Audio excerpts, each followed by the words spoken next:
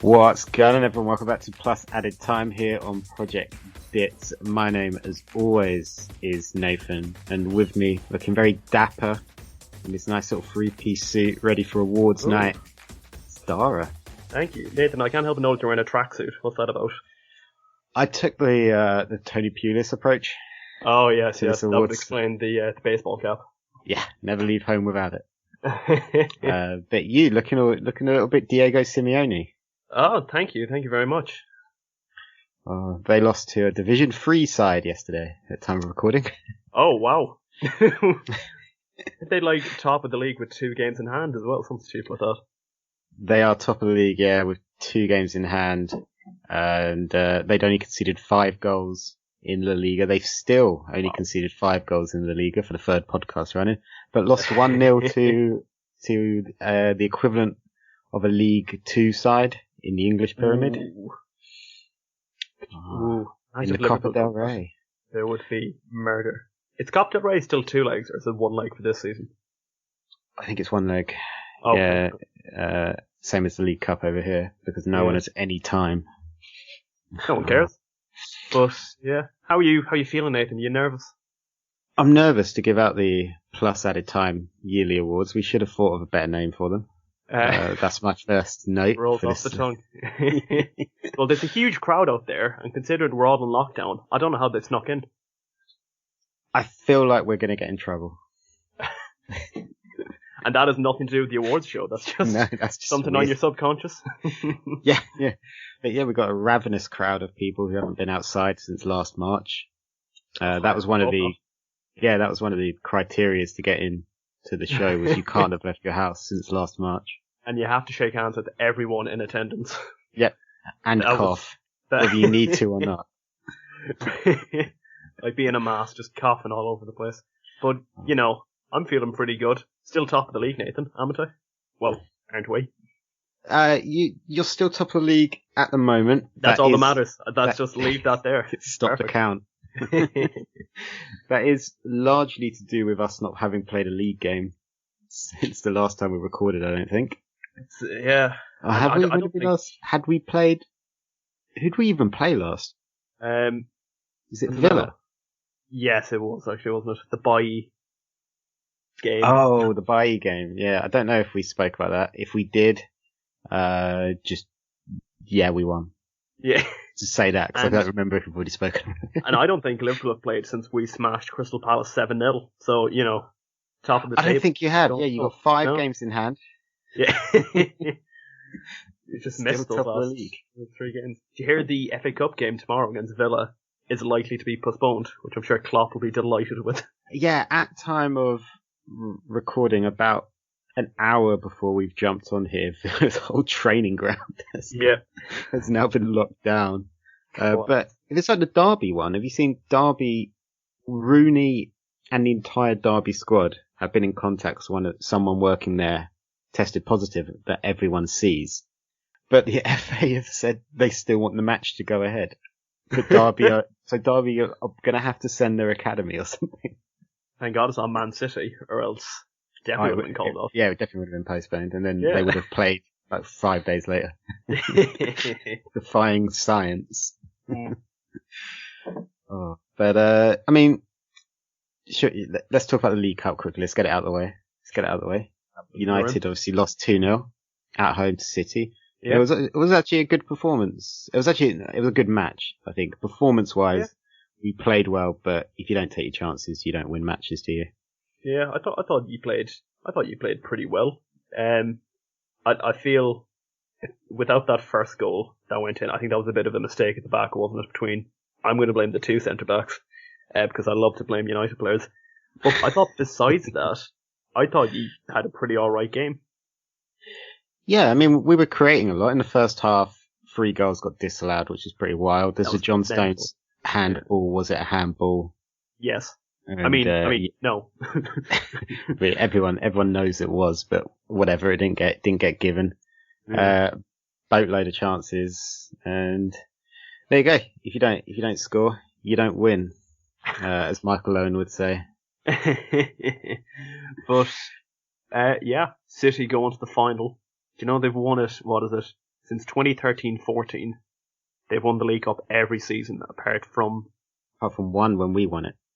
I think that's it, yeah. And you were the last team to knock them out of the competition in like October 2016.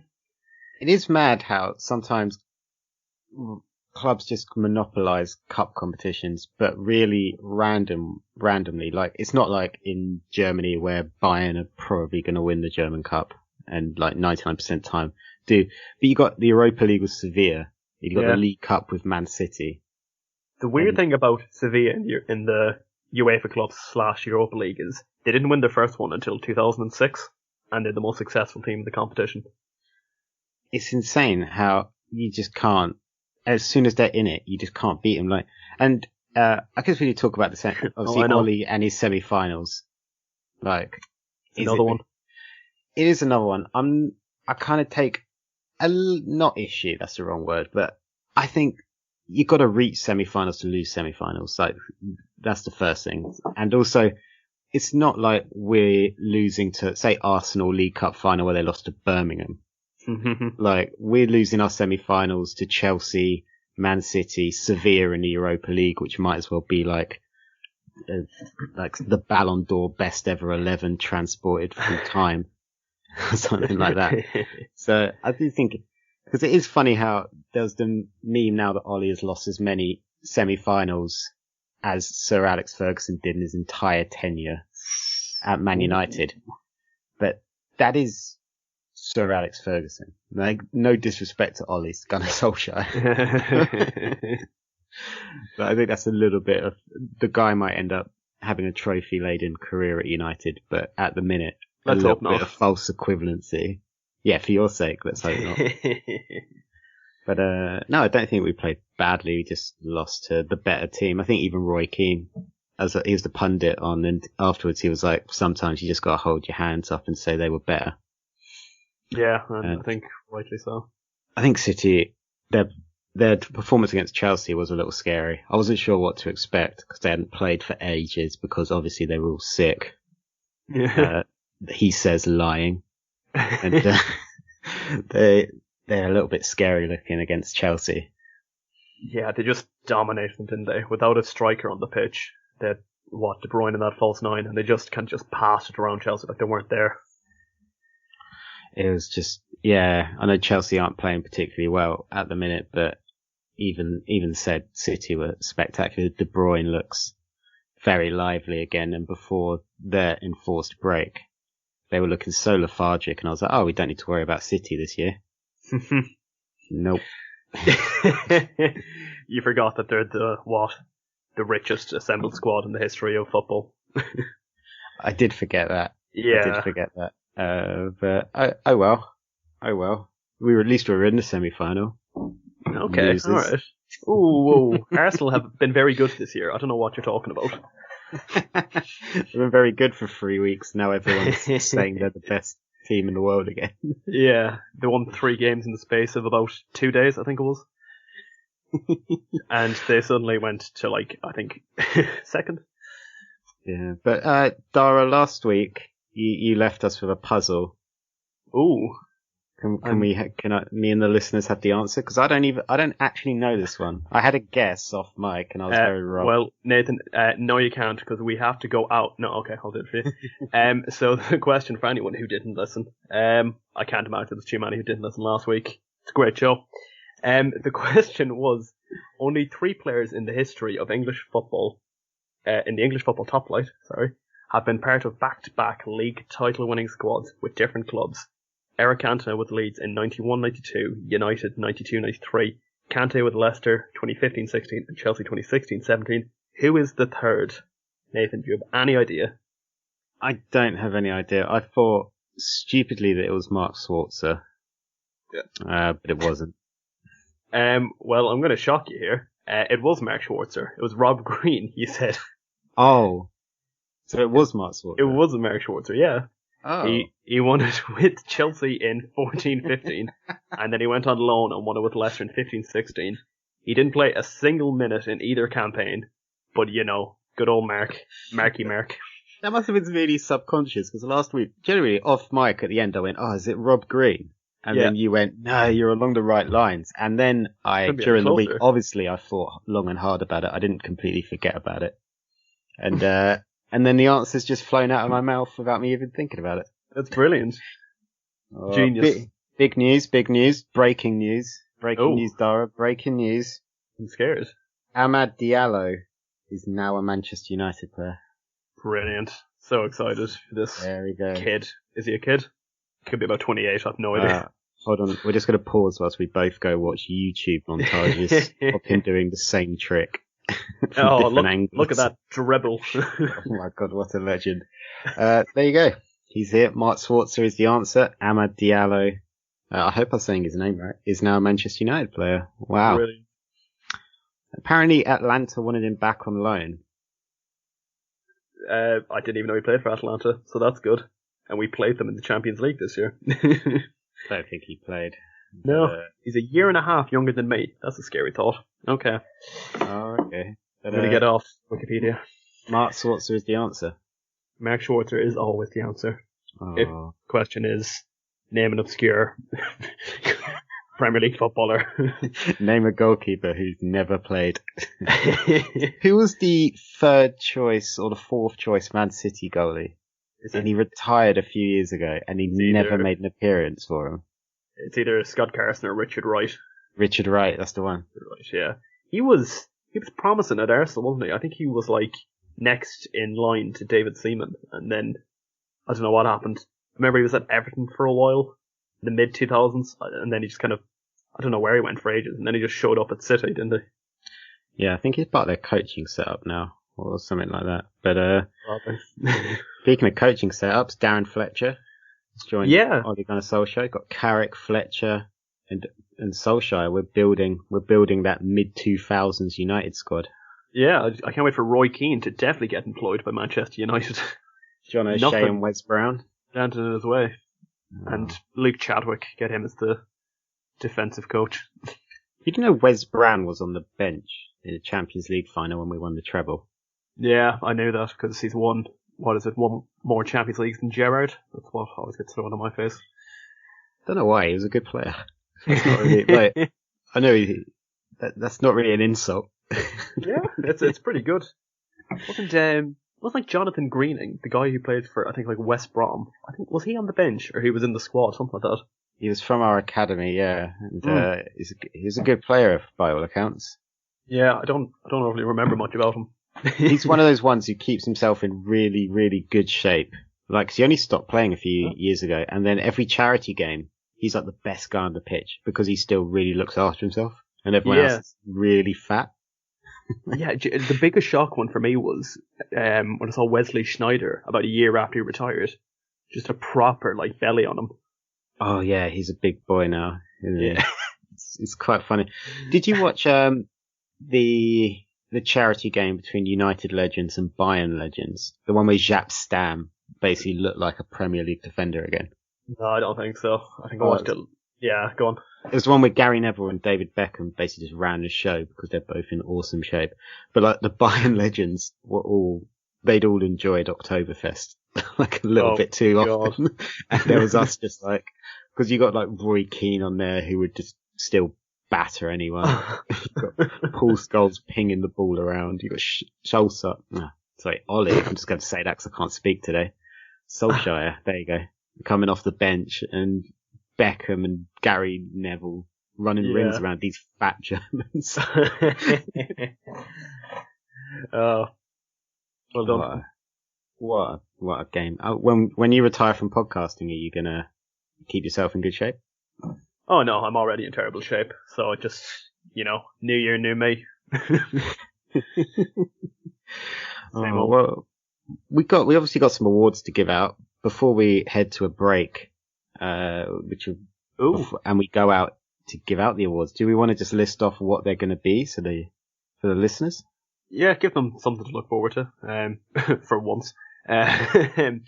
So I'll run you through the ones I've got. Take a note of here. Player of the Year. Forward to that. Coach of the Year. Banter Club of the Year. Match of the Year. The Ali Dia Award for fraud of the year. The shock result of the year. I wonder who will win that one. The Daft Punk Award for the most anonymous person of 2020. The Ant and Dec Award for the iconic duo of the year. The Lifetime Achievement Award. And that's it. 10 of them there. You look forward to, folks. This is going to be pretty great. I'm looking forward to this, Reminiscing about 2020, you've got a quiz as well. I've got a quiz for you, Nathan. Yes, I do. It is so good. It's just so good. Well, that's what you can expect here on Plus Added Time. And Darragh, that music in the background that you can definitely hear tells us that we're going to just head off for a quick little break. We'll be back momentarily after some kind of musical jingle plays. And then we're going to go give these ravenous people what they want, which is us giving out podcast awards. Brilliant. I cannot wait. Well, guys, we'll be back in a second, so don't hit stop.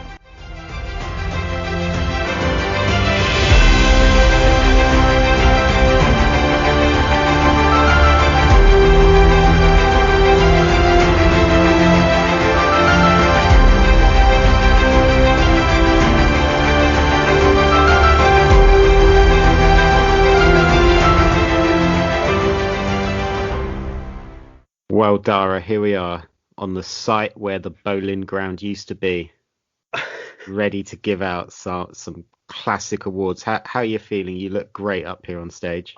Like always. Again, I'd like to say the same, but again, the tracksuit, the three-piece tracky suit. When I said wear a suit, no, it had in mind, Nathan. I am from Essex, so this is fancy wear. Yeah, it is. But we got 10 of these bad boys to give out. So, Darragh, what's the first award? I think we'd start off with what's usually reserved for the end, but I thought we'd start off with Player of the Year. Oh, for 2020. And now that is, before people start screaming at us, this is the calendar year 2020. Yes. We're not talking about last season. No. Which often happens on Twitter. You just see people screaming, what about this? And like, that was 2019. Yeah, the Youngman Son goal against Burnley, I thought that was 2020, wasn't? December 2019, imagine that. Will I run you through some of the ones I have nominated, and then I'll give you a special nomination at the end. So, for Player of the Year, the nominations are Bruno Fernandes. Boo. Legend. Fans weren't happy with that one. Jack Grealish at Aston Villa. Ooh. Mohamed Salah at Liverpool. Contentious. Harry Kane at Tottenham. And my special nomination, VAR for Manchester United. Oh, well, I'm going to have to straight away take issue and throw in the man, the legend, the myth that is Robert Lewandowski. That's true. I probably should have thought of outside of the Premier League, now that I think about it. Well, we are mostly doing Premier League and a little bit of Champions League, but I think Lewandowski, he's got to go in there, surely. Surely. Yeah, I mean, there's no real debate, is there? Will I run you through a bit of argument's sake for everyone? Let's say if it was Premier League Player of the Year, I mean, I think we both know you're going to go for Bruno Fernandes, I'm guessing. You know what? It is quite tough because actually there's part of me that wants to straight away go, well, Jordan Henderson should he be in there? But since you won the title and obviously the end of last season, has he been that great for the following season, the 2021 season? I've got to say, probably not. Yeah. Well, I'm probably Jordan Henderson's biggest fan in the whole world. But even last season, when it was coming to Player of the Year, for end of the season last season, I thought personally Van Dijk and Mane both had better seasons than Henderson. But I think Henderson may be the most consistent of the year. He was very good. He's probably, I know it's a cliche to say, but he's probably an 8 out of 10 every game, it seemed. Yeah. And he was the captain who kind of, I won't say dragged us, but definitely helped propelling us to the first league title.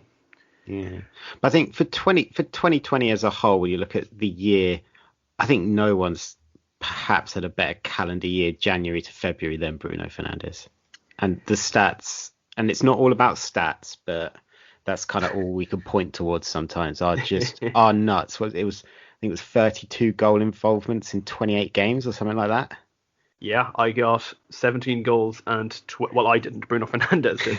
17 goals and 12 assists in 27 Premier League appearances is what I've taken note of here, Like which is that's mad.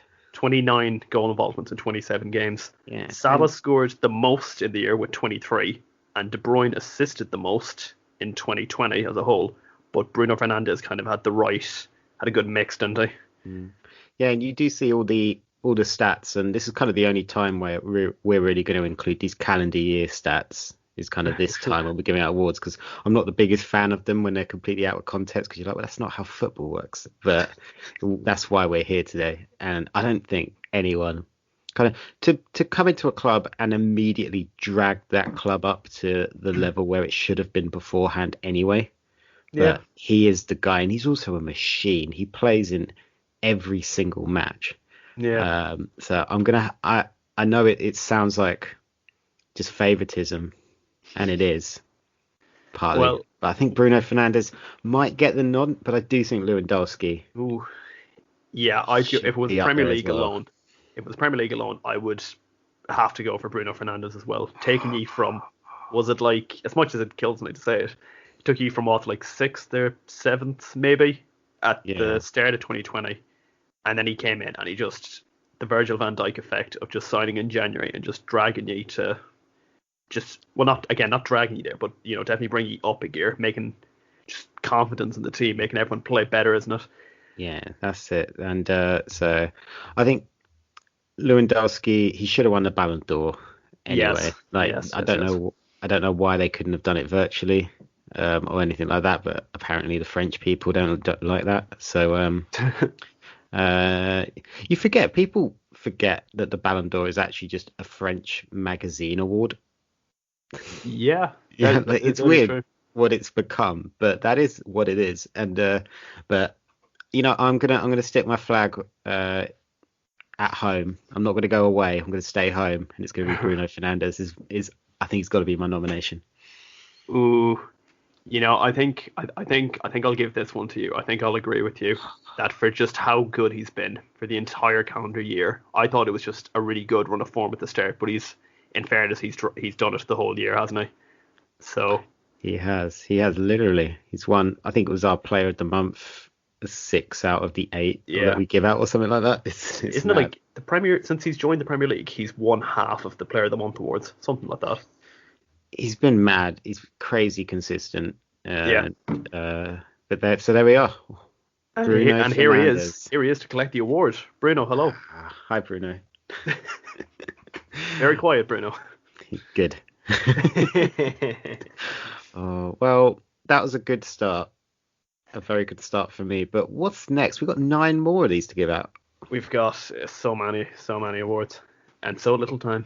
Next one is Coach of the Year. Obviously, at the FIFA Best Awards, which, who can argue with that? Jurgen Klopp won it. So that's case closed. Yeah, if FIFA are doing it, that's good enough for me. The nominations for it are, I've picked 3, and then I've put in, again, my little special nomination at the end. So I've put in Jurgen Klopp, Hans Flick, and maybe controversially, 3rd, I've put Dean Smith at Aston Villa. Ooh. I'm a big fan of Bielsa, but he is definitely not one of the top 3 coaches in the world in the calendar year. No, he's not, and it's just silly that he's in there.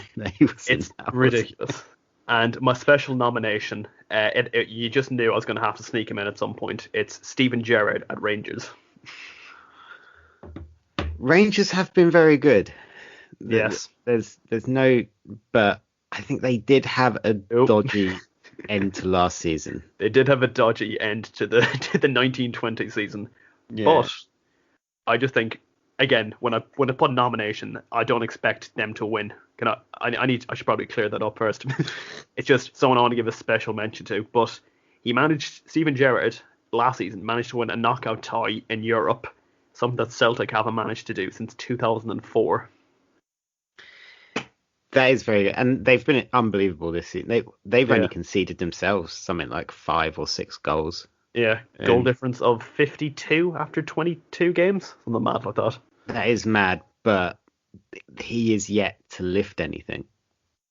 That's the big thing that works against him. Still no league titles. That's true. But do you remember in 2014 when he didn't win the Ballon d'Or, but he won the Fallon de Floor? Thank you. Good night. Obviously, 19 points clear of Celtic, but obviously Celtic do have 3 games in hand. But he looks like he's going to be the man to end Celtic's 10-in-a-row dream. Sorry to Paul from Celtic Fan TV. Yeah. He's a lovely guy. He was a lovely guy, but his club is terrible. I mean, it's got to be Hansi Flick. We're trying to pad this out with pipe dreams of Gerrard winning league titles. And Dean Smith scraping survival. Finding out what happens when you actually sign a striker. Yeah, amazing. It's weird what happens, and I think you can't look past him though. Champions League. Yeah. I mean, the Bundesliga. Again, I did a bit of research. In the second half of the 1920 season, so obviously the 2020 portion, they won all but 1 game, and that was a draw. They strolled to the Bundesliga. They only lost 1 game in the entire calendar year, which was a Champions League game, group stage match, but they still managed to top the group. They won the treble, including their first Champions League since 2013.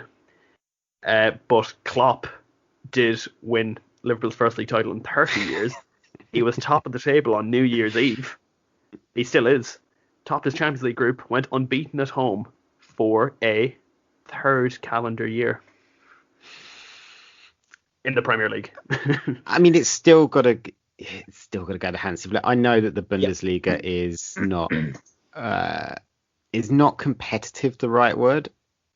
Like, is that a little bit mean to it? But Bayern are just too good, aren't they?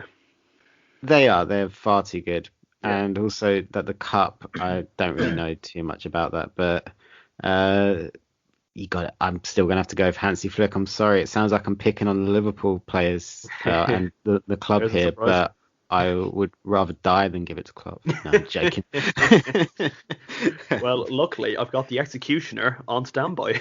But to only lose 1 game in a calendar year in all competitions is ridiculous. So I think it has to be the Flickster. It really does. So well done to Hansi Flick, who's not here because he's not allowed to fly into the country. Yeah, that's fair. That's fair. Well, there we go. Darragh, what's next? Well, the next award is the Banter Club of the Year. So the club who maybe haven't had the best of times in the calendar year. I thought we'd leave this to just 2 recommendations of our own. Maybe you came up with more, Nathan. I'm not sure. I've got one. Give me your one first. It's from the Championship now because they got relegated, and this is slightly playing with fire a little bit for obvious schedule reasons.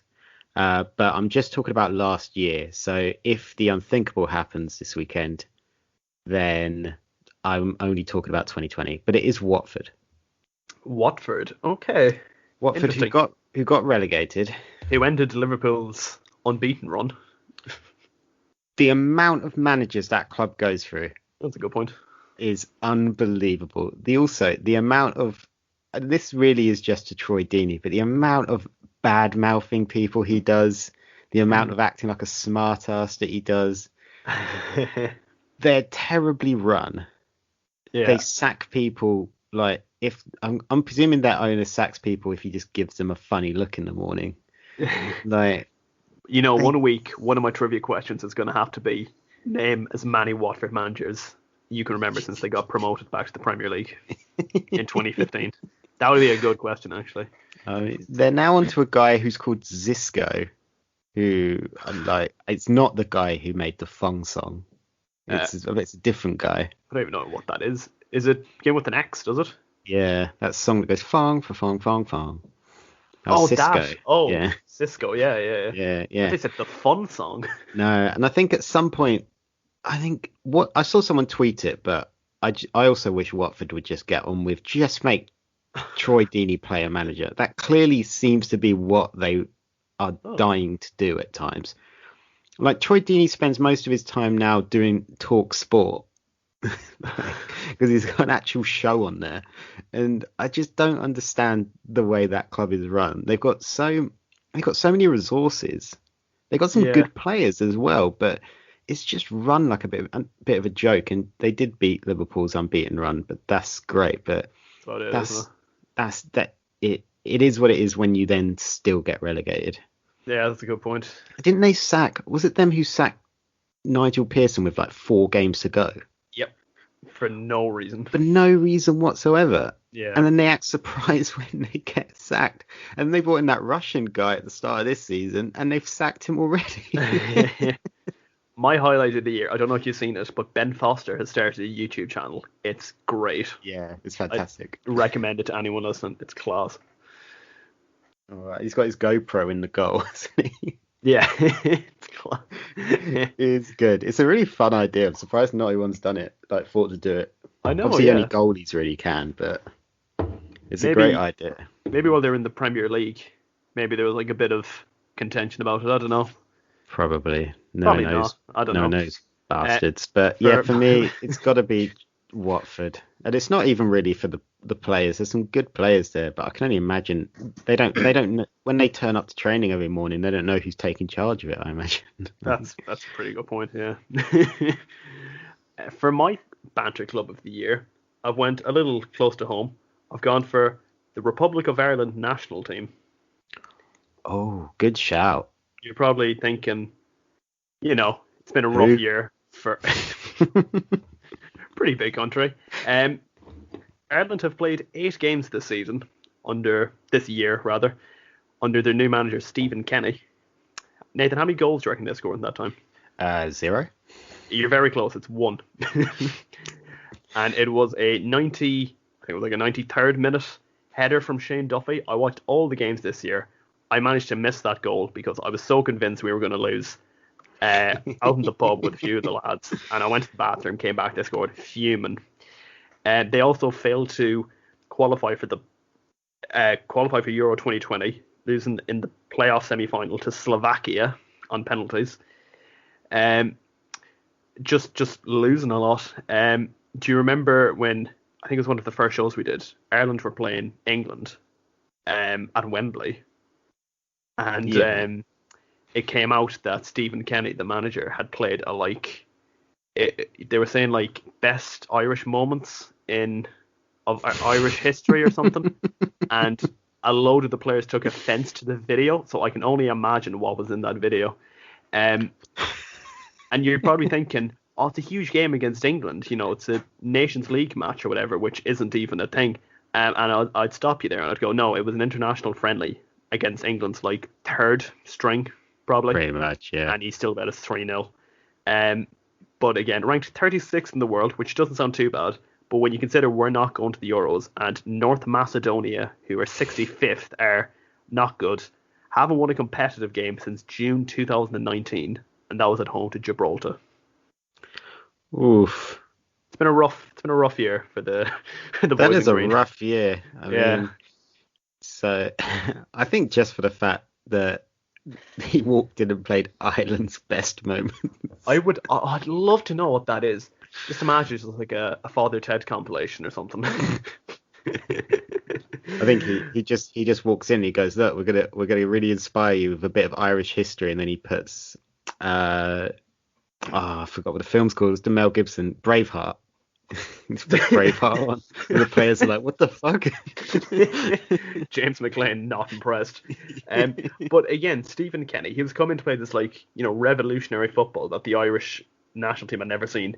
1 goal in 8 games, and it was a header from a corner. And when I tell you that this man's CV consists of the likes of St. Patrick Athletics under 21s, Longford Town, Dunfermline Athletic, Dundalk, Republic of Ireland under 21s, he's definitely the type of man I want in charge of a national team.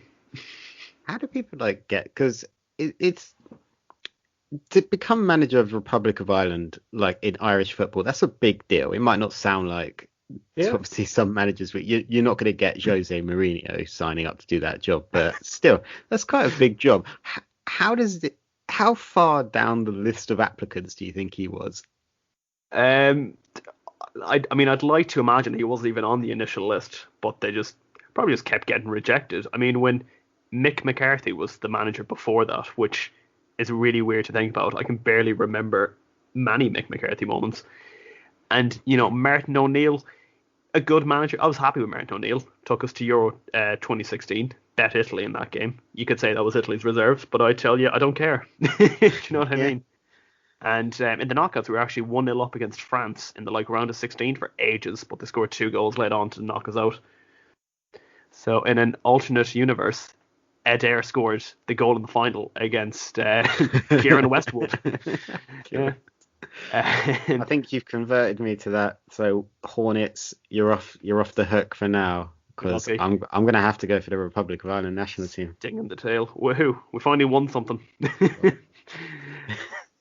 Well, what's next on the agenda tonight?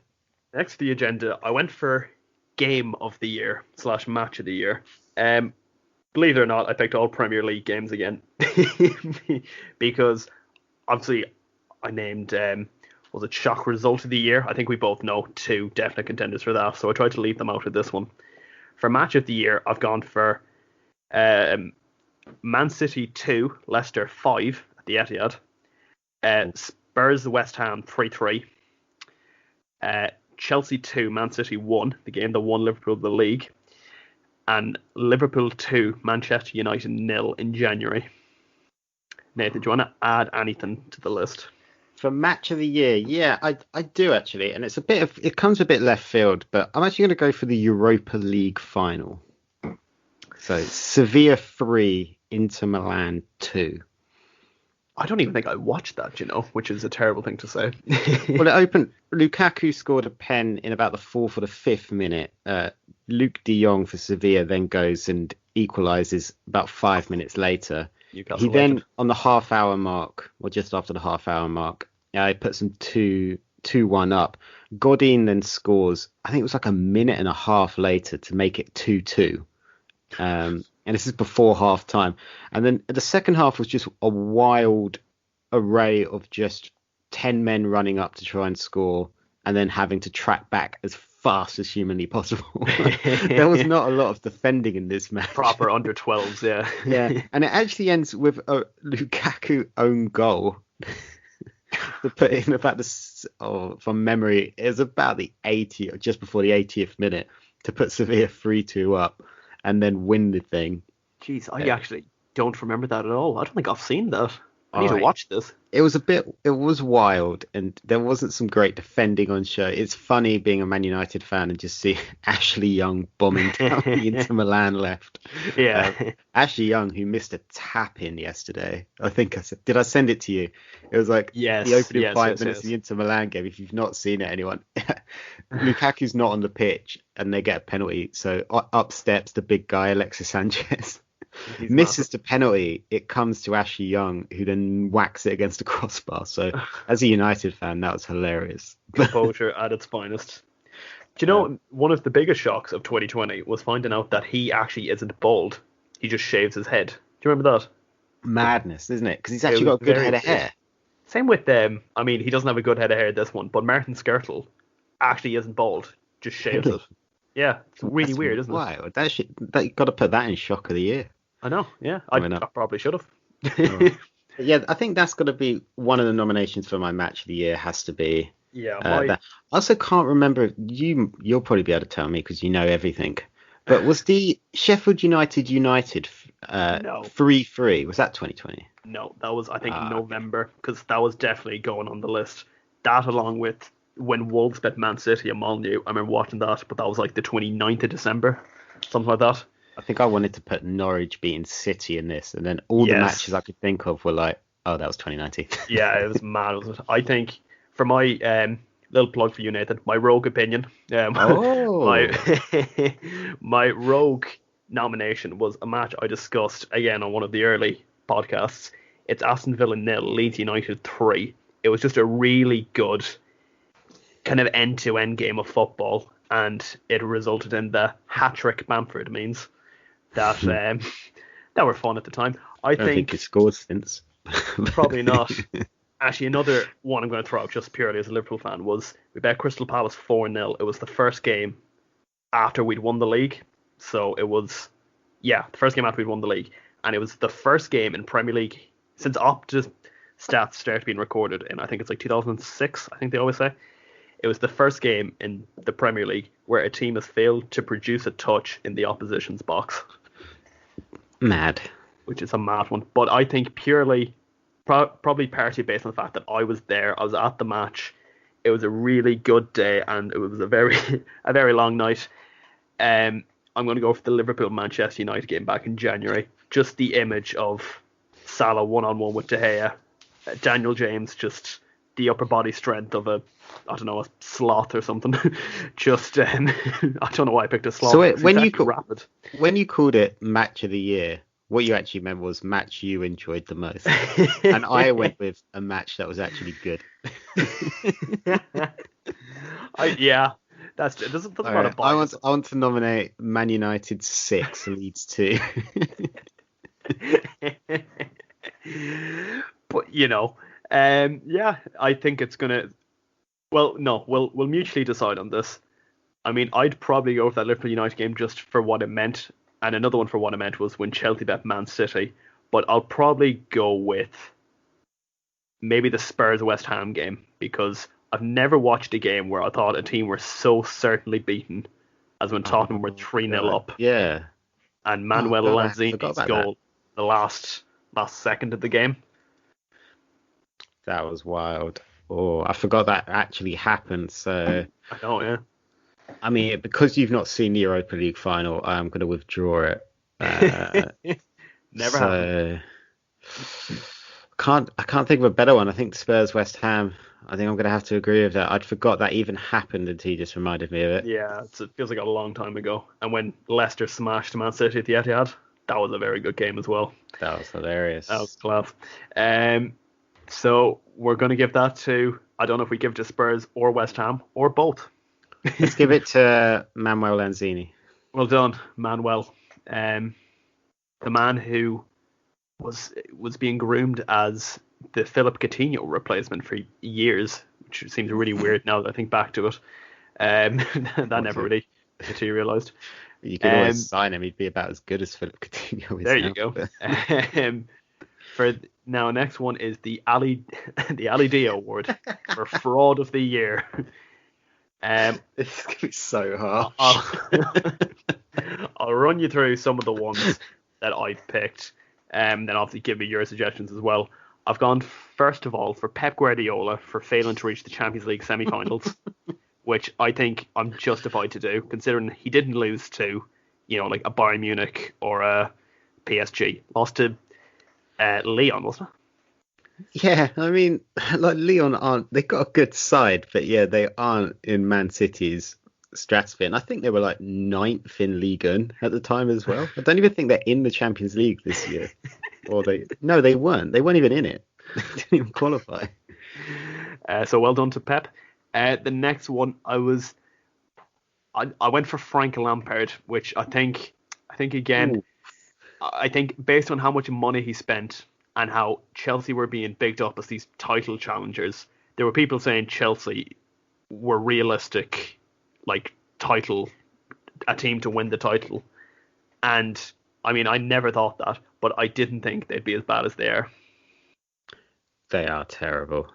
And against Man City, as good as Man City were, Chelsea were also just awful. And I actually forgot Chelsea scored right at the last second, didn't they? It was 3-1, not 3-0. But yeah, Kai Havertz and Timo Werner look like they're possibly going to cost Frank his job at this point. And part of that is down to Frank. We actually haven't really spoken about Frank Lampard because we've spoken about substitutions a lot. But some of the ones Frank makes are just bizarre. Like 3-0 down to Man City and Olivier Giroud just sat on the bench for that entire match. And he scored 8 and 8 in this season. Like, It's mental, what isn't more it? does he need to do? Like, does he? Like, and there was no reason whatsoever to leave Timo Werner on the pitch. Do you know what I mean? The guy kicked a flag instead of the ball at one point. Like he proper, Renato Sanchez passed to an advertisement Yes, board for Swansea. yes, Timo Werner goes to take a corner, guys, if you've not seen it, and he kicks the corner flag instead yes. of the ball. You think corner flag, right? It's a thin bit of plastic tubing. The guy crouches down holding his ankle. And my favorite bit is then they still had the corner, whatever, and then instead of like looking for the short corner, he just kind of like walked head down into the box as the corner's being taken. It's just no one marking him or anything, and he's just oh, You I don't need probably to should have mark him. Timo Werner in this, yeah. Um, I've also put Pierre-Emerick Aubameyang, Ooh, which I think that's stiff. if you look at the stats ever since he signed the 375 grand a week, I think it is contract, it's not good reading, is it? Not at all. And he scored once from open play since Yes. signing that contract, which was against Southampton. He did score a penalty against us. But other than that, yeah, like Arsenal are very lucky that Lacazette has found a little bit of form. Don't know how long that's going to last. History says not very.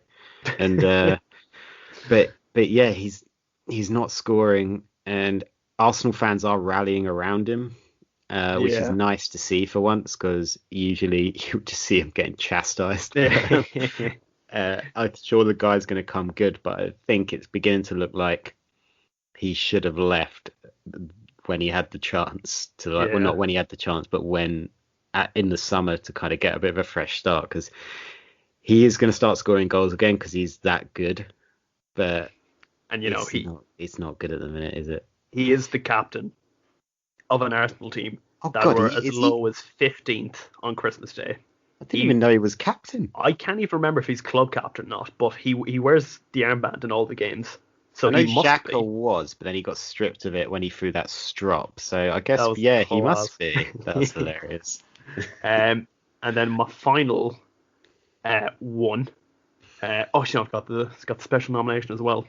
But I put Barcelona. Nice. They signed a 30-year-old Miralem Pjanic for 60 million, which is just, at least with like the Griezmann and Dembele money, maybe if they like keep performing at the same level, they could like make profit. Why are you signing a 30-year-old for 60 million? That makes no sense. They failed to win a trophy in the calendar year, which means they've only won one trophy since 2018. They failed to like mount a serious title challenge for the Champions League. Sold one of their best strikers, well, probably was their best striker, but one of the best strikers of this generation to title rivals on a free transfer, which is a bit. And 7 points off top spot despite playing 2 games extra. They are shocking, and there's a lot of reasons for that go off the pitch, but on the pitch, yeah, they have been diabolical this year. Like, fair play to Ronald Koeman. He seems to have found a bit of a balance by playing the 2 youngsters at centre half. PK is nowhere near that side at the minute, and Lenglet has lost a plot. They need to sell to buy because they are absolutely broke. They couldn't even afford Eric Garcia in the summer. Like they tried to sign Depay as well, and they couldn't get the cash together because they needed to sell first. No one knows if they want to sell Ousmane Dembele or not. Like it was just bizarre. They seem to be saying, yeah, you can have him, but then they were changing their minds because they didn't know if they had the money to buy Depay, and then it didn't even matter because the guy got injured anyway and is out for the season. So they've given, like, and this is going to sound like I'm being rude to the guy, but I'm not. He's clearly a decent footballer, but he shouldn't be the number 9. But they've got Martin Braithwaite as their 9. Yes. I have an issue. Speaking about Martin Braithwaite, do you remember Barca signed him on an emergency transfer? Yes. And even though they had Lionel Messi fit, but Liverpool aren't allowed to make an emergency transfer despite all senior centre-backs of the club being injured and were being forced to play, like, either, well, I say 2 youngsters. Nathaniel Phillips, I think, is about 35. But playing Reece Williams, who last season played non-league football, and in our last game we were playing Fabinho and Jordan Henderson, two central midfielders at centre back. So I think we're probably going to disagree slightly because that is a La Liga rule, not a UEFA rule, so it is slightly separate. But I also just don't think it should be allowed. Like, no, it doesn't make any sense. That's your squad. You've got a squad for the season. You have a youth academy for a reason. If everyone gets injured, that's unlucky. Like, okay, yeah, it's crap. It's crap luck. Like, it's not good. But I don't think you should be allowed to make emergency signings. The only role where I think you should be allowed is goalkeepers. Because it's a bit unfair to be if like your top, say De Gea, Grant and Henderson go down injured, it's a little bit unfair to then stick like a 15-year-old in a Premier League match at goalkeeper or whatever. That I can understand. But them needing to sign a striker when they had Griezmann, Fati and Messi fit at the time. And that's no bullshit. Martin Braithwaite didn't even start a game for about 3 or 4 because those 3 were starting. So and Lugans end up getting relegated. And you just go, it's just pure favoritism. Yeah, it's not good, is it? Was that this year? Was that last year? I can't even remember. That was last year because I actually nominated, and this links in quite nicely. Genuinely, in my notes, I nominated La Liga for that reason as frauds of the year. That's a nice shout. Yeah. Do you have any other ones you want to mention before I give you my special nomination? Well, I also had Pep, just for the way that he lost to Lyon. Yes. And that was pretty much all that I had that was kind of worth mentioning. I did have the FA, but that was just to do with Cavani again. Just for being fraudulent, just bastards. Technically 2021 as well, I think, is it? Or was that last year still? It was last year. That's how long they dragged this out for. This started I think it was the end of November was when he made the Instagram post. Yeah. Is it that long ago? It was a long time ago. I think it was the end of November, beginning of December time. So they dragged it out for just a super long time. I was really hoping Alan Pardew was going to get a job in 2020 so I could nominate him. But he is still my special nomination. What's he even doing these days? Don't know, but he shouldn't be. He's not qualified, whatever it is. That's a good point. My sort of, some people might think it's a bit left field, but I've gone for, and I'm not saying he deserves to win it. I don't think he's been the biggest fraud of the year, but I've gone for Trent Alexander-Arnold. Oh, you were not happy the other day. We didn't even mention this. 38 misplaced passes.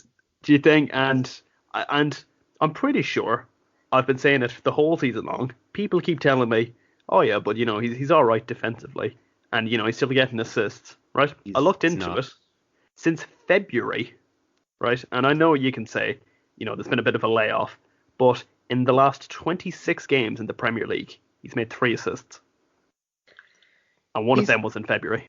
He's not having a good time at the minute, and he is still a quality footballer. But yeah, he's not been having a great time. It's since Project Restart, I think.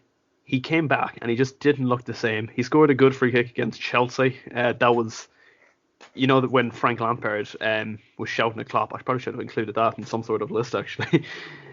I don't even remember what he was shouting at him for. Was it like, I don't even remember. No. He said something like, look at you giving it the big un after winning one league title. And you're like, oh, Klopp's just Frank. There like, calm down. Yeah. That was a good impression. But yeah, I think Trent needs to rediscover his form, especially after that Southampton game. Yeah, was it 38? Is that what you said, the number? It's 38 misplaced passes in 77 minutes, and that's when he came off for James Milner. Imagine James Milner. Oh God. I mean, can I also nominate, and this isn't just Klopp, this is all managers who have been screaming that they want 5 substitutions. I don't know if that counts as being fraudulent, but I think it kind of does. And I'm going to pick on Klopp because he's the easiest example, because I can bounce off of you because you know more than me from a Liverpool side. But if you want 5 substitutions, you need to justify it by at least using the 3 you have. Yeah, well, Klopp's justification for it is that if he was to have 5, he'd have more like he could like properly rest. His argument is that he needs the 3 to like influence the game, but when he's making the first sub to influence the game in like the 75th minute, I don't really know what he's talking about. The example he gave was he'd probably have rested Andy Robertson for like three or 4 games this season, bringing on Kostas Tsimikas, who himself has been injured all season. Then just play him. It's bullshit. He's talking nonsense. Like, let me talk you through. Bear in mind, Liverpool were losing 1-0 to Southampton after the 2nd minute. Great game. Okay, Shaqiri on the 57th comes on for Alex Oxlade-Chamberlain. Milner comes on for Trent Alexander-Arnold on the 77th minute. No one else comes on. Yeah, I don't know. Again, I'm just preaching the good word of Jurgen Klopp. I'm not saying I support it. Yeah, and I think presumably Minamino isn't actually there, and that's just a stuffed corpse of a Japanese man, because God knows what he needs to do. My favourite song. To me, yeah. It's a real smooth jazz number. Like, you got Origi, you got Minamino on the bench, like 2 attackers. You're losing 1-0. Yeah, I mean, I've seen Divock Origi play this season, and I don't want to see him play for Liverpool again. But Minamino has been, he had a rough start. He kind of, walked his way to a Premier League title, probably one of the most undeserved winners of it. Yeah. But we heard in pre-season, he's playing great against Blackpool, so he's gonna have a great season this season. Scored in the Community Shield. He scored in the 7-0 win against Crystal Palace. Hasn't played since. Yeah, I don't understand why you guys bought him. Like, he did look like a good player, but I mean, we're basing that off of one match against you lot, when Salzburg had Haaland as well. Yeah. But, yeah. And is it Chan? Yeah, that was the one I was just trying to remember. The one, he's at Leipzig now. They bought him as Werner's replacement, which isn't hard to do. And but like, absolute skins Van Dijk in that game. It's sometimes I have to watch it back just to remember that Van Dijk is human. but yeah. So who's going to win Fraud of the Year? There we go. I'm thinking. I know it's only really based off one game, but I think it has to be Pep. He had on a plate the chance to win the Champions League, and I remember he tried out. I can't remember exactly, but he tried out a new formation, and he was resting players for a game that he wasn't even guaranteed to have, and then he got knocked out. He was very arrogant in that game, and I remember talking to Rahul over at the Conventional 9 podcast after this happened, and he started that game. Bear in mind, Kevin De Bruyne, probably the most complete midfielder, along with Joshua Kimmich, in the world right now. Now, you could play him anywhere in midfield, and he's pretty much world class. He started him on the right in that game. He was out on the right wing. One of the best, like, if you put him at 10, bear in mind, he's playing Lyon. And again, that isn't disrespectful against Lyon. It's just Man City's players on paper are easily better than Lyon's. And they should have walked that game.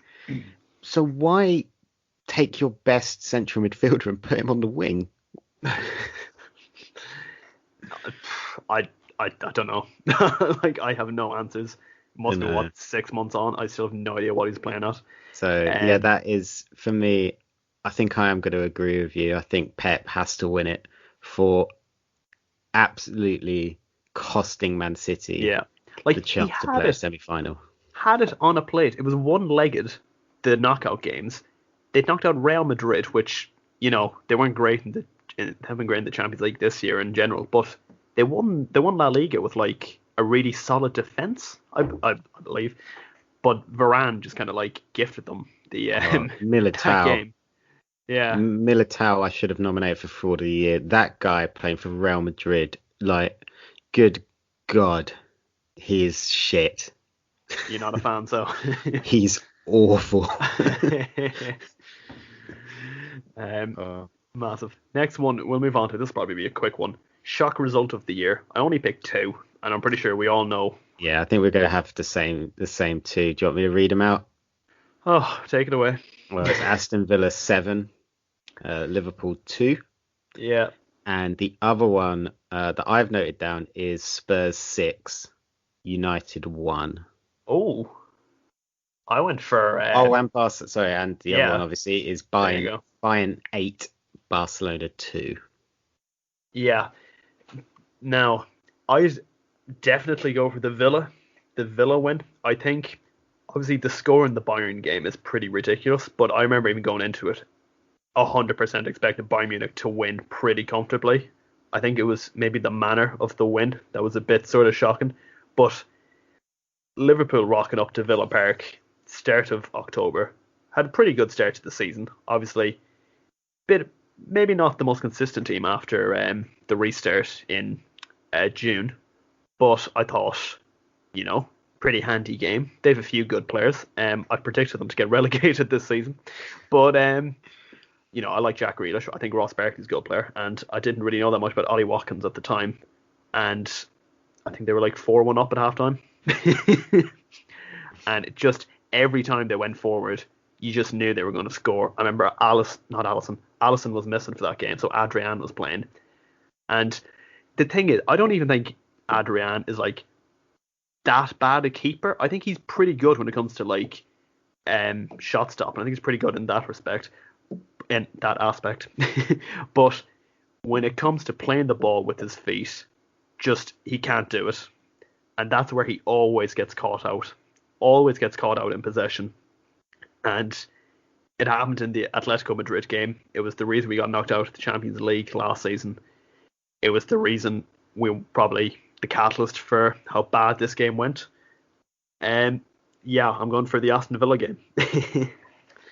Yeah, I was actually about to say I wanted to discount the Barca Bayern game as well, just because I actually wasn't that shocked by it. Because Barca did look I didn't think Bayern were going to win 8-2. Yeah. But I didn't think Barca had a chance in hell. My favourite bit about, probably one of my favourite moments of the season, I probably should have made that as a separate category, was Philippe Coutinho coming off the bench. I'm not the biggest Coutinho fan, but I'd be lying if I said I wasn't laughing. I was laughing my arse off as well. Did he score like 2 and got an assist off the bench? Yeah. Mental. He did. And the Spurs United one, obviously we are playing a little bit favourites when we're talking about the Liverpool and United games here, but I thought that was shocking, because I thought we would win.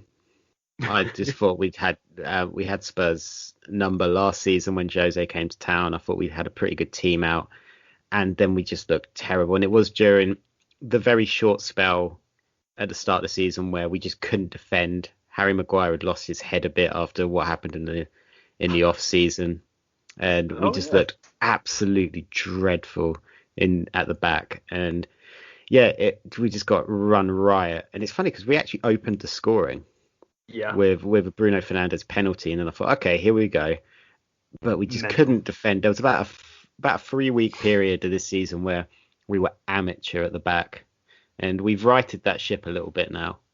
Still not the best defensive side in the world, but I mean, we're not too bad compared to the rest of the league this season. And those 2 games we picked, Nathan, happened on the same day. They did. That was a wild one. Yeah. And so. Are we gonna split the award? I don't know. I think. Do you have an argument that you think I think the Villa one is worse because it's Aston Villa? Yes, and we were reigning champions. We went in with Van Dijk and I can't remember, was it Gomez at centre back? I don't remember off the top of my head, but Van Dijk was definitely playing in that game. That was one of the last ones he played before getting injured. I think it has to be the Aston Villa game. Oh, well. 7. Yes, 7-2. Well, there you go. Mid award, I would like to dish out the first award of 2021 for, and I'd like to call it. This is breaking news as well, by the way, Darragh. Okay. I'd like to call this the biggest load of scum award, which is only football related, so this isn't going to do with anything else. Remember when Arsenal spent tens of millions of pounds last summer on players? After sacking 55 members of staff. That was hilarious. I remember it well. Yeah. Breaking news. Arsenal have taken out a loan from the Bank of England Oh for God. £120 million. That just, I can't even explain how just bad that sounds straight away. They're owned by an American billionaire, by the Billionaire, yeah. way. What's is your man's name? Stan Kroenke. Kroenke, that's it, yeah. Wow. I don't know. And like, yeah, it's not like he's poor. He owns like multiple Yeah, he like owns the Red franchises in Sox as well, America. doesn't he, or something like that? But, Some basketball team. yeah, that's a rough one if you're an Arsenal fan. What on earth is going on at that club? With Mesut Ozil, not played since March. He's Mm. still picked up 350 grand a week every week.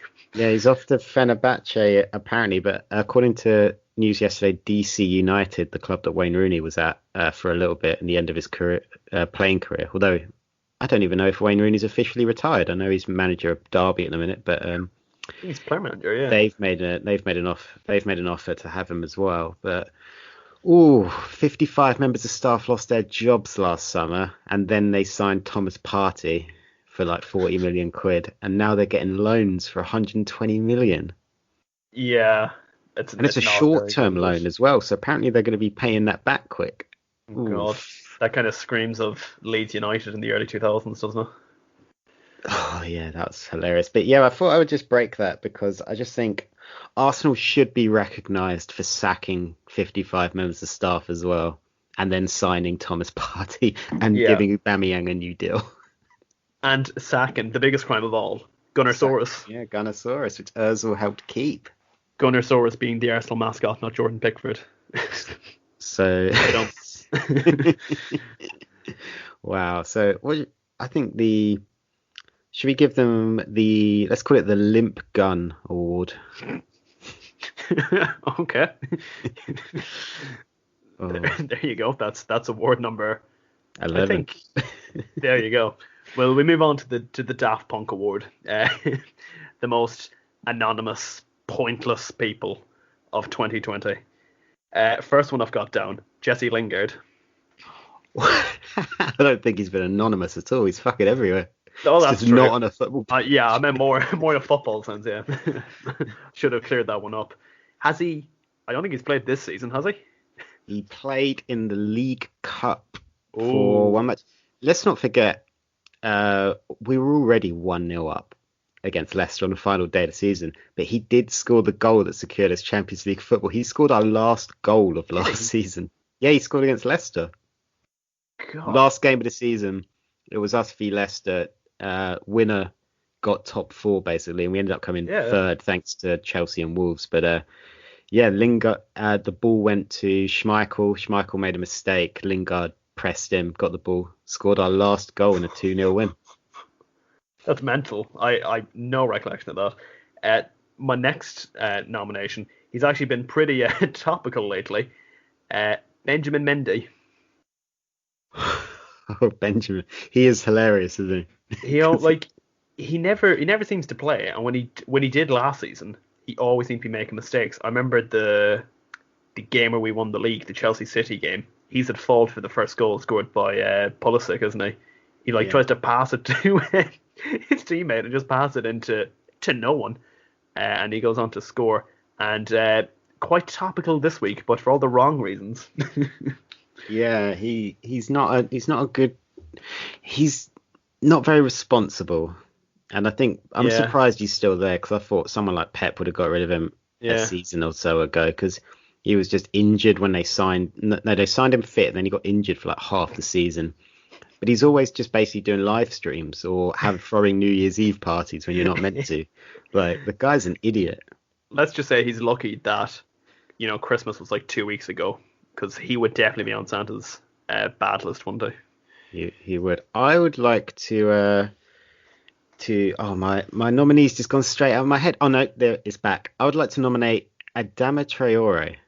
Oh, that's a very, very good one. Yes. Now, he is obviously spoken about a lot, but it's only really in meme form these days. Obviously, Rob Holding shouting, yes, so the mics could hear him. How's he going down like that? He's built like a brick shit house. You had David De Gea coming into contact with the brick wall of a man and then nearly getting injured. But no goals or assists in the entire calendar year. He Jesse Lingarded it. Yeah. Yeah, that's mental considering how highly rated he was probably this time last year. Yeah, exactly. Dropped. It is ridiculous, but there we are, and I don't really have any other nominees. Yeah, well, I put Mesut Ozil. I think that's just a given, though, isn't it? That's just a given that he's going to be on there, but that's the boring one. Yeah. Jack Wilshere, he keeps doing interviews saying how fit and ready he is to go, but he can't get a club. No, he doesn't have a club, no. No, he's been training with Bournemouth this week, but he's not signed. Yeah. Just doing a Peter Autumn winging, just hoping they let him in the training ground. How about Maurizio Pochettino for 2020? All the headlines, he's coming back, every job that became available, he's coming in. He's got a job now at PSG in 2021, but he was the entire calendar year. He was not anywhere. That's very true. You nearly forget. He was so relevant for the whole year, but yet didn't do anything. It's a bit weird, isn't it? Oh. Do you remember Vincent Janssen? Tottenham legend, yeah. I do. Yeah. Do you know he plays for Monterrey in Mexico now? Monterrey, yeah. We played them in the Club World Cup last year. How did he get there? It's like I saw that he was at that club because I saw him I was playing FIFA career mode. It's one of those ones where you pick and he just appeared. And I was like, who the hell? What? No way! It's like, it is him. How? I don't know. I can just barely even remember him at Tottenham. Did he ever do anything? I don't think he scored ever, but they spent quite a lot of money on him. Yeah, that was a bit mad, wasn't it? Actually, the last one I've thrown in is Xherdan Shaqiri, because he's sort of been there, but he hasn't really done anything of note this year. I don't think he's scored since December last year against Everton. And even before that, he hasn't scored in ages. He always seems to get injured when he goes away with Switzerland. I don't know what they have in the water over there. Evian water. Is that Swiss or is that French? I will go with it. Yeah, it's one of them. But yeah, who are you going to pick? I'm going to pick probably Mesut Ozil. I am about to throw out the best one. Right. Let me tell you the story of a man who is still a Premier League footballer, unbelievably. Can I have one guess at who this is, actually? Yes. I can't remember if it was you I discussed it with or not. Is it Connor Wickham? It is Connor Wickham. Yes. Connor Wickham hasn't played since a loan spell last season at Sheffield Wednesday. Good God. He hasn't played for Crystal Palace in over 2 seasons now. I cannot believe this guy is still employed by the club. He's living off that reputation of that half season he had. It was the 13-14 season. And I don't have the stats in front of me, but I'd say he scored about 60% of his entire goals in his entire career in that little 2 or 3 month period of March 2014 to April 2014. So I got that slightly wrong. Last season he did play 6 times for Crystal Palace. He scored once. He played 13 games for Sheffield Wednesday. This is 1920 season. That long he scored ago. Twice, yeah. But I think he's so anonymous. He's not played at all this season. He's been injured, apparently. How is this guy still employed? Do you remember, speaking about just random strikers for Crystal Palace, do you remember Adebayor playing for Crystal Palace? I don't. I think this is January 2016, the season they got to the FA Cup final against Yi. I think he scored 1 maybe, but he's one of those weird ones. And then he went off to, I think, did he come from or did he go to Istanbul? Başakşehir, I can't remember. Probably. I think everyone's played for them. Yeah. I think you're legally required to play for Besiktas before you're allowed to. Besiktas or Galatasaray. Yeah. Before you retire, you have to play for one of them. Harry Kewell played for Galatasaray. It's random. Will we move on to the Anton Deck Award? Well, I think are we giving it to Mesut Ozil? Oh yeah, I never actually let you Yeah. answer. I'm going to give it to Mesut as well. I just wanted to, every now and then, I need to feel good about myself by thinking that Connor Wickham's a Premier League footballer. I could do anything. um, that's a very good point. So we'll move on to the Ant and Dec Award, which is an iconic duo. Two things that just go together.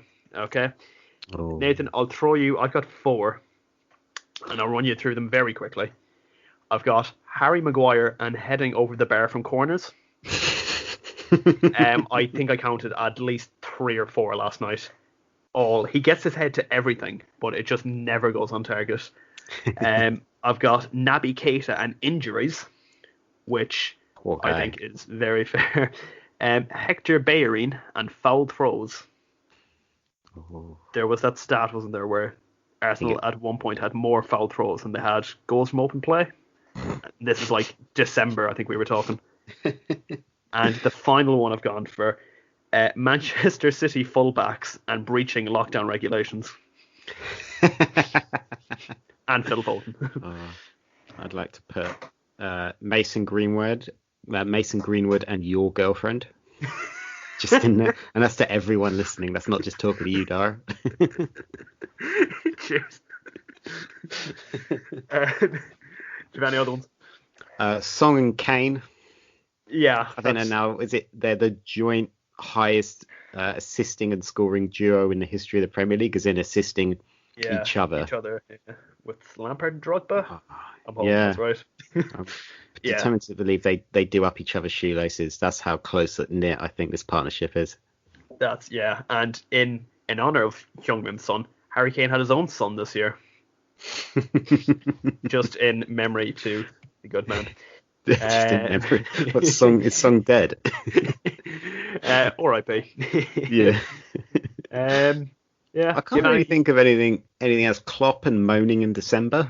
It is a yearly event. It was, it's weird. He hates Christmas. I really do. For such a joyful man, I firmly believe he hates the holiday. Kluge. Well, we call him that from now on around December time. Kluge? What, the club? Kluge. Club and they knocked Celtic out of last season. I think Song and Kane is a strong one, but Hector Bellerin and foul throws, like that, he's a professional.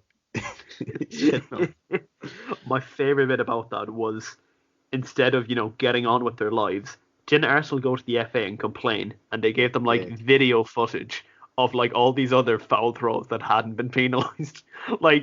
Someone's getting paid for this. That doesn't stop them being foul throws. That was the thing that was amazing, is that they were like, oh, well, you don't punish everyone. And it's that doesn't mean he didn't do a foul throw. And punishment as if he'd been banned or something. There was nothing wrong. Do you know what I mean? There was no reason. So yeah, are we going to go with, just to be topical with the year 2020, we'll go Hector Bellerin and foul throws. I 100% agree with that. Well done, Hector. Have you ever heard Hector Bellerin speak?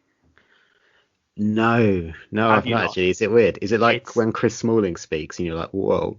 That's a very weird one. Hector Bellerin, obviously he's been at Arsenal for, it must be something like 10 years at this point, and he comes from Barcelona originally, but he has a Cockney accent at this point.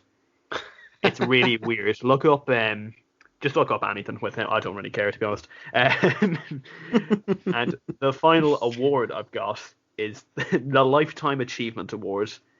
Well, I go with mine first, Nathan. Please. For Lifetime Achievement, I'm going to go with Jude Bellingham, who, if there's anyone who doesn't know who that is, fair enough. This man was, I say man, I still don't think he is actually a man. He was a 16/17-year-old kid last season who scored 4 goals in 44 appearances, and he went 19 games without scoring to finish the season, as well as 14 without any goal contributions whatsoever to wrap up the season. And he had his number 22 jersey retired by Birmingham City after his transfer to Borussia Dortmund. Nathan, can you top that? I can't, because honestly, I'd completely forgotten it had ever happened. So when you just said that, I just could not help but burst out laughing. That is class. Lifetime achievement. Well done, Jude. I was thinking there's so many people who deserve this award. But really are. The first ever plus at a time lifetime achievement award. Remember the name. Remember the name, Jude Bellingham. Oh, I know he has played a fair bit for Dortmund, but I'm gonna get the stats up and find out if he's actually over there playing often. I know he scored on his debut, or against whoever the fuck they have to play.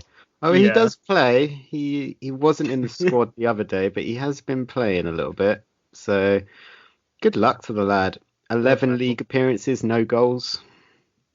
Good stuff. Quality. I mean, he's probably. I cannot wait for Chelsea to sign him next summer. for like 80 million, and then to just loan him out to Dits for 3 seasons in a row. I think that's what Chelsea are going to start doing. I think they're going to start signing. You remember when Bayern just used to sign anyone that looked half decent in the Bundesliga? I reckon that's what Chelsea are doing. Probably, yeah. I think it's a really good time to have a feeder club, isn't it? Obviously, with the whole, sort of like Brexit thing going on, like with the Brexit thing. If you've forgotten what that is. But when it comes to obviously making transfers now, it's going to make it a lot harder. I think Big Sam said that the other day. He said his transfer plans have been ruined by Brexit. But then there's a video going around from when he was on Paddy Power's like social media thing, and they were just asking him point blank questions, like doing that bit of like, Sam Allardyce, answer this, leave or remain, and he straight away goes, "We'll leave." now like 2 years later, it's fucked up his plan, and he's signing Robert Snodgrass instead. And Luka Milivojevic, and who was the one? Oh, there's one he signed at Sunderland. What's his name? He's like a massive central defensive midfielder. Oh, I'm not going to remember, and that's going to annoy me now. I'm going to have to look that one up. Is it Endong? No. Oh, is it Jan Kirchkov? Have I just pulled that one out? How is that? I kept thinking Joshua Kimmich, and I'm like, it's definitely not, Joshua Kimmich. I think it's Kirchkov. I think that's it. Well, Nathan, we're a huge fan of questions on this show. Yeah. You want to go for a 2020 style quiz? I thought I won't rush you. I do have an awful memory. I just want to preface this by saying my memory is terrible. Just to see. I watched Kagawa score a hat-trick live, and I couldn't even tell you who it was against. For some reason, I think it's Norwich. I don't know why I know that. Yeah, okay. Why do I know that? Okay. Which club were banned from the Champions League this year, only for the ban to be lifted later, despite being guilty? That was Manchester City, interestingly. Manchester City, yes. My favourite bit about that was when they were like, being investigated or whatever, they just went, oh, well, other teams have done some, bad stuff, even though they were clearly guilty. There was emails that came out confirming they were guilty, and they just got like a couple of million fine, which is nothing to them. Pretty much. So just remember that, guys. Man City were guilty and didn't get banned. Cavani wasn't guilty but did. That's love logic. Knowledge. Which club were awarded a penalty by VAR after the final whistle of a game this year? Oh, that was Manchester United. Manchester United at the Amex. And we won that game. Yeah, I remember getting the notification that was full time, and I was like, brilliant. They've dropped more points. And then I've checked my phone about 20 minutes later, and I'm seeing that Manchester United have beaten Brighton, and I'm like, that doesn't add up. That doesn't make any sense. Euro 2020 was cancelled this year, in case you forgot about that. But which stadium was set to host the final? That's a really, really good question. I didn't get this one right, in case you're wondering. Oh, that means it's going to be a super random stadium, isn't it? No, it's not. Oh, okay. Was it? I'm just going to go Wembley. Yes, it was Wembley. Well done. Okay. I had no idea, because this was going to be the year where they spread it across the entire. Around, wasn't it? Yeah. It's meant to be games in Dublin, which I was looking forward to going to. No. Nope. Who scored the winning goal in the Champions League final? Oh, shit, I watched the game as well. Yep, so did I, and I kind of was just guessing names, if I'm being honest, and I eventually got it. It wasn't Lewandowski. No. It wasn't Muller. I'm going to go Kingsley Coman. Correct. Whoa, I don't know where I just got that from. Even very well. He's got them all right so far. Okay, this next one, I think this next one could stump you a bit. Name either of the two teams who were the first to play in the Bundesliga after the COVID break. Obviously, there was a weird fascination with Bundesliga football in, I think it was like the end of May, was it? It was around that sort of time, where I feel like I watched. Yeah, it was the only thing on. BT had made that deal with it out of nowhere where they just had Bundesliga on all the time. Yeah. I'm I don't reckon it was Bayern. Okay. I also don't reckon it was Dortmund. I'm just going to throw two really random clubs at you then. I'm going to go Union Berlin and Bayer Leverkusen. Incorrect. It was actually a derby. I can't remember the name of the derby, but it was Borussia Dortmund versus Schalke. Oh, nice. Which I just remember I watched a lot of Dortmund and Bayern. So I probably, but I thought it was like Stuttgart against someone.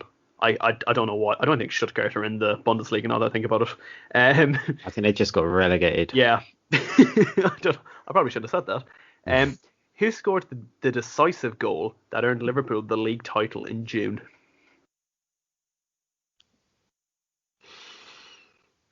Oh, my goodness.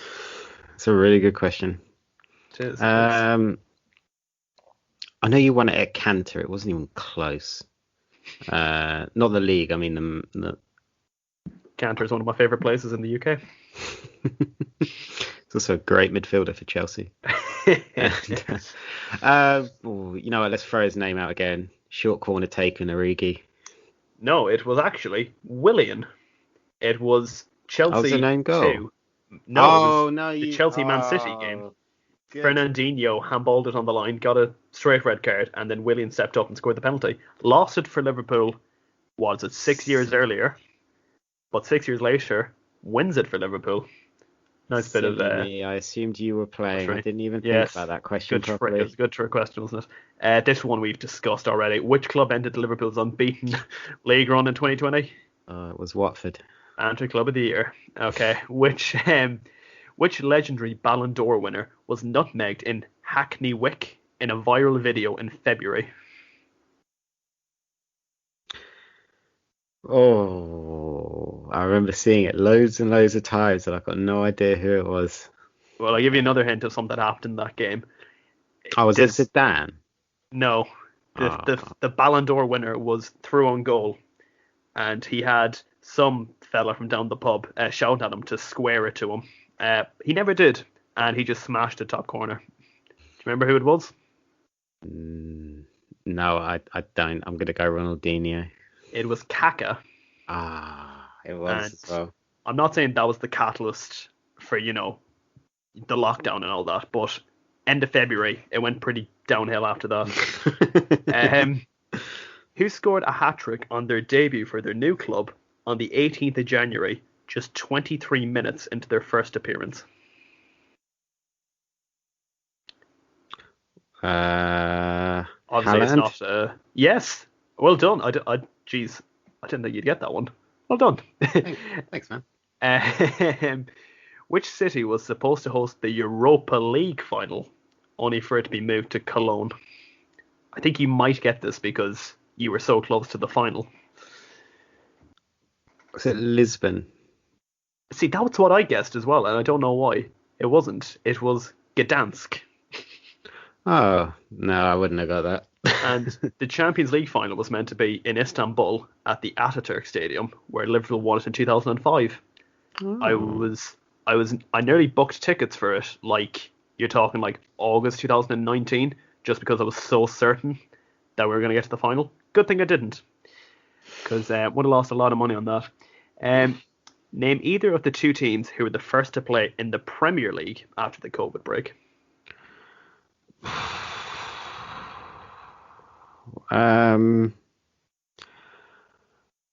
Oh, good God.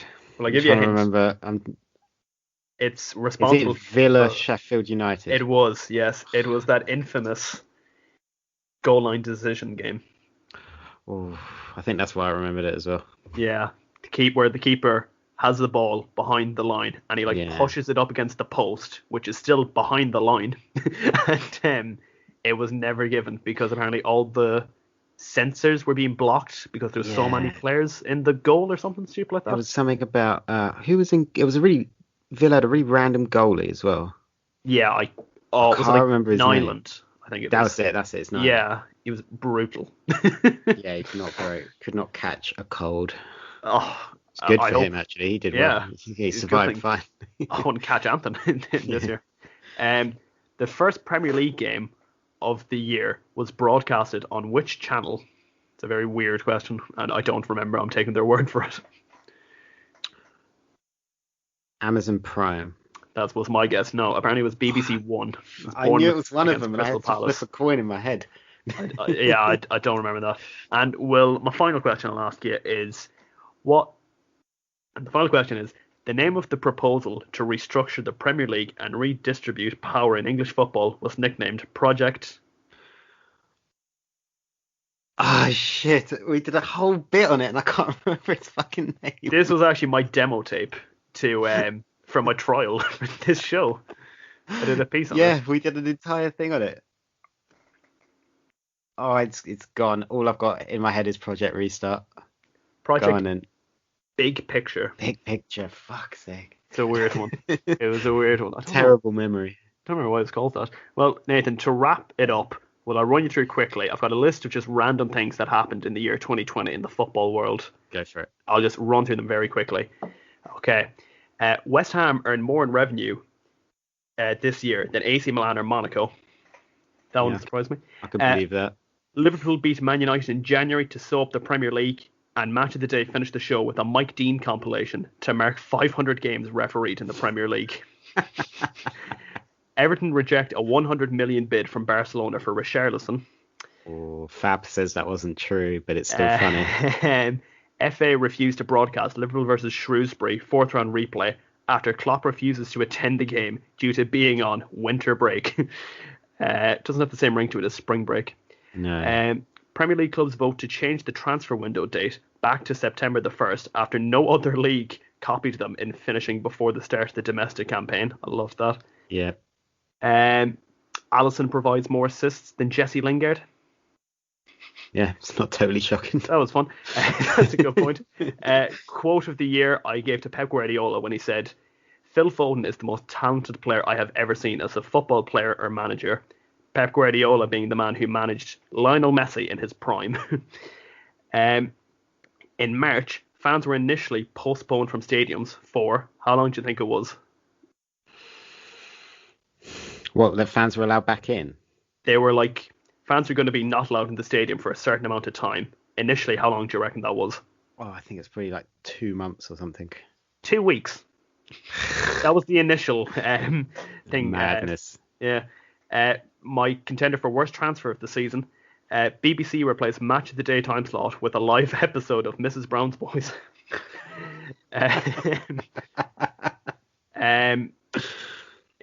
During Project Restart, Premier League clubs were set to play walk-on music for substitutions as well as goals. How weird would that have been? Remember that? Hilarious. Aubameyang coming on to The Rock's theme song, I like to imagine. Matteo Guendouzi mocks Neil Maupay about his wealth despite earning less than him. That was a classic. Wigan were 7-0 up at half-time versus Hull City in one of the games. Oh, yeah, I forgot about that. That was amazing. It was a weird one. Everton played Bournemouth on the Sky Sports Golf channel. That's just a really weird one. The day Liverpool's new Nike jersey was released for the first time, the queue time to get onto the website was over an hour. That's mad. That was a mad one. Troy Deeney came out saying he was refusing to play in the Premier League after the restart because of his son's illness. Troy Deeney then went on to play every game after the restart as Watford were relegated to the Championship. He's full of shit, that man. Yeah. Loris Karius being a Liverpool player again. He played for us in pre-season. That's just a really random one. Harry Maguire in Mykonos. That's amazing. Just something I can't forget about. David Silva had a statue built outside the Etihad before Cruyff did at Ajax. Although, in fairness, the stadium is named after Johan Cruyff. I still find that a weird one, though. Sky Sports sack Matt Letizia, Phil Thompson, and Charlie Nicholas. Yet Paul Merson remains employed.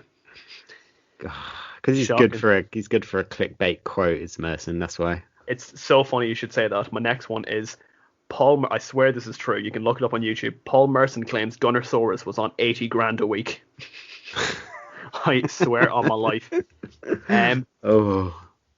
Budweiser giving out bottles of Budweiser to all the keepers that Messi scored against when he broke Pele. Well, I say broke Pele's record. I imagine there's still more to come from that. Casillas had a fucking mental night. Well, Kepa was holding his one with real pride, which I thought was strange. But then I remembered he's used to bottling things. He should have won. He should have been nominated for Fraud of the Year, shouldn't he? He should. I actually forgot, even though I made this list, I forgot he even existed. And my final one for the year 2020 is going to my tweet of the year, which isn't Edison Cavani. It's Bernardo Silva. It was a couple of nights after Liverpool had won the league title, and he tweeted, and I quote, "And to all Liverpool fans that have nothing else to do than to come to a Man City player account, I'm also sorry for you, but for the wrong reasons. ... Laughing emoji. Pathetic ... Go celebrate your titles or try to find a partner. Drink a beer with a friend. Hopefully not during, lockdown. Obviously, Man City players were guilty for that. Read a book ... Facepalm emoji. This being the man who once celebrated winning a league title by singing a parody version of Ale Ale Ale, despite being knocked out by Liverpool in the competition. And he was also the man who refused to give Liverpool a guard of honour at the Etihad, the only Man City player to do that. So, he's a weird man, Bernardo Silva. He really is. He started out so good at Man City, and I'd say for about the last season and a half, he's been a bit shy. Yeah. Did you see Bruno's stats in 2020 are better than Bernardo Silva's since he's joined Man City. I can believe that. Yeah. He's not great. There were some rumours in the summer that they'd put a price tag on him, but I just think didn't he cost about 50 million quid or something? Oh, mental, probably at a minimum. So I think everyone costs 50 million. You would cost 50 million quid. My voice alone is about 30. Yeah. Voice of a nation. 2020 was weird. We're not in it anymore, which is good. Yeah. But I mean, there's plenty more weirdness to come. And that's just this podcast. Yeah, that's just this podcast. We've got all sorts of plans, but good awards. Thank you. Thank you. Same to yourself. Yeah, we did good. Guys, enjoy it. They're all chocolate, so you can eat them. Bruno's perked up. Yeah. Well, you know what? Well, I'll just give you a quick trivia question to finish off with. I'm kind of winging this actually, but I thought it's a bit sort of relevant at the minute. Obviously, there's been a lot. You know how the League Cup is such a prestigious tournament? I'm going to give you name as many different the different names the trophy has held since. We'll see how many you can get next week. I look forward to that. Oh, the only one I'm going to ask you, wasn't it literally the Milk Cup at one point? Yes, it was. It was she's sponsored by, and that's not a brand. That's literally just the liquid. Yeah. And you won instead of when you got man of the match, you just got a carton of milk, I'm pretty sure. And that was it Coca-Cola one for a hot minute? Yeah, Liverpool won that actually. Coca-Cola. Yeah, Carabao, Carling. Yeah. Well, we'll do it next week, Nathan. Let's. So they're the obvious ones. Show them a bit of leg. Just tease them. The Milk Cup. Oh, well, we're going to go have a pint of milk now. Not together, of course. We'll do it virtually. But as always, thank you very much. Even though you just said that we met up at the start of the show. Oh, this is all virtual. Our holograms are next to each other. We got that weird technology that Star Wars uses to bring back dead people. Love that. Yeah, thank you very much for listening, guys. As always, you can find Project Dits and all the affiliated podcast over at Project Dits. It's Project DITS. Come over to our Discord. We got loads of little chat rooms going on in there. It's free to come in. All you got to do is just sign up, and you can talk to me. You can't talk to Darragh because he hates you. But you can talk to me. If you want to hear more from me, you can hear me on Rogue Opinions at Rogue_Opinion, doing loads of podcasts, not about football, but talk about movies, TV shows, all sorts of random stuff as well. Darragh, where can the good people find you? Well, you can find me not at all active on Twitter at Gibbons_Darragh. Obviously, again, DARRAGH. Thank you. Again, guys, thank you for listening. Let us know if you agree or disagree with our awards, and we will speak to you again next week. Bye now. Good luck.